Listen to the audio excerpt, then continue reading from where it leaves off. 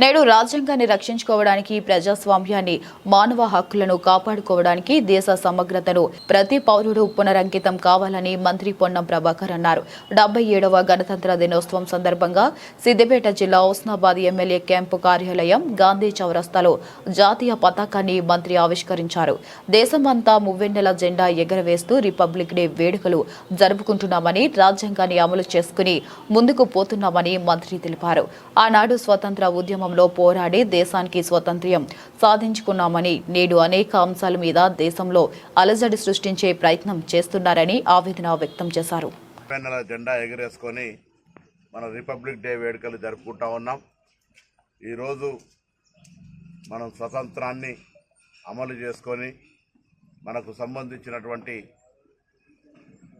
రాజ్యాంగానికి సంబంధించినటువంటి మౌలిక అంశాలను అమలు చేసుకుంటూ ముందుకు పోతున్నటువంటి సందర్భంలో ఇప్పుడున్నటువంటి పరిస్థితుల్లో ఆనాడు స్వాతంత్ర ఉద్యమం కోసం పోరాడే విధంగానైతే దేశానికి స్వాతంత్రం సాధించుకున్నామో, ఈనాడు మళ్ళీ రాజ్యాంగాన్ని రక్షించుకోవడానికి, ప్రజాస్వామ్యాన్ని కాపాడుకోవడానికి, మానవ హక్కులను కాపాడుకోవడానికి తిరిగి అందరూ కూడా మరొకసారి ఈ దేశ సమగ్రత కోసం పునరంకితం కావాల్సిన అవసరం ఉంది.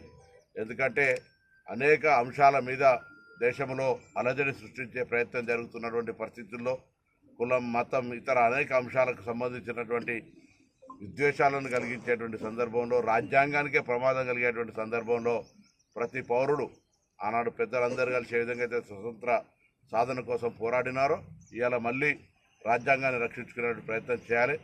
ఆనాడు తొలి ప్రధాని భారత నెహ్రూ గారు ఒక పంచవర్ష ప్రణాళికల ద్వారా వ్యవసాయక విప్లవం, పారిశ్రామిక విప్లవం, ఆనాడు విద్యకు సంబంధించినటువంటి అన్ని ఐఐటీలు, ఐఐఎంలు పెట్టినటువంటి కారణంగానే ప్రపంచ దేశాల్లో 100 మంది పెద్ద కంపెనీలకు సీఓలు ఇలా భారతీయులు ఉన్నారు.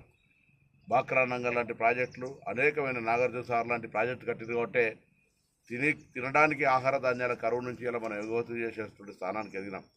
పరిశ్రమలు, నవరత్న పరిశ్రమలు పెట్టడం కానీ ఈ విధంగా ఒక దూరదృష్టితో చేసినటువంటి నెహ్రూ గారు, దాని తదుపరి గరీబీ హఠావో ఇందిరాగాంధీ గారు, ఆర్థికమైనటువంటి విప్లవాన్ని తీసుకొచ్చిన పివి నరసింహారావు గారు, సాంకేతిక విప్లవాన్ని తీసుకొచ్చిన రాజీవ్ గాంధీ గారు, ఈరోజు మన్మోహన్ సింగ్ గారు కూడా ఒక దేశంలో ఆర్థికంగా అనేక సంస్కరణలు చేసినటువంటి వ్యక్తి.